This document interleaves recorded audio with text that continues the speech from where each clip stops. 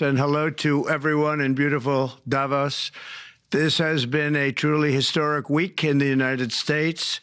3 days ago, I took the oath of office and we began the golden age of America.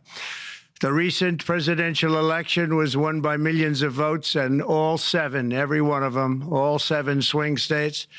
It was a massive mandate from the American people like hasn't been seen in many years, and some of the political pundits, even some of my so-called enemies, said it was the most consequential election victory in 129 years. That's quite nice.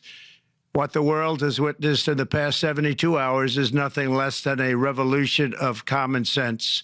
Our country will soon be stronger, wealthier, and more united than ever before, and the entire planet will be more peaceful and prosperous as a result of this incredible momentum and what we're doing and going to do. My administration is acting with unprecedented speed to fix the disasters we've inherited from a totally inept group of people.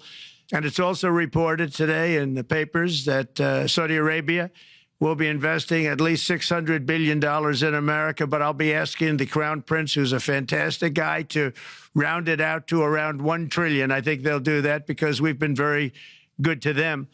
And I'm also going to ask Saudi Arabia and OPEC to bring down the cost of oil. You got to bring it down, which, frankly, I'm surprised they didn't do before the election. That didn't show a lot of love by them not doing it. I was a little surprised by that. If the price came down, the Russia-Ukraine war would end immediately. Right now, the price is high enough that that war will continue. You got to bring down the oil price. You got to end that war. They should have done it long ago. They're very responsible, actually, to a certain extent, for what's taking place. Millions of lives are being lost. With oil prices going down, I'll demand that interest rates drop immediately, and likewise, they should be dropping all over the world. Interest rates should follow us. We're going to be demanding respect from other nations. Canada, we have a tremendous deficit with Canada. We're not going to have that anymore. We can't do it. I don't know if it's good for them. As you probably know, I say you can always become a state. And if you're a state, we won't have a deficit. We won't have to tariff you, et cetera, et cetera. But Canada has been very tough to deal with over the years, and it's not fair that we should have a $200 billion or $250 billion deficit. We don't need them to make our cars, and they make a lot of them. We don't need their lumber because we have our own forests, et cetera, et cetera. We don't need their oil and gas. We have more than anybody. So, just as an example, with Mexico, we're dealing with Mexico, I think, very well.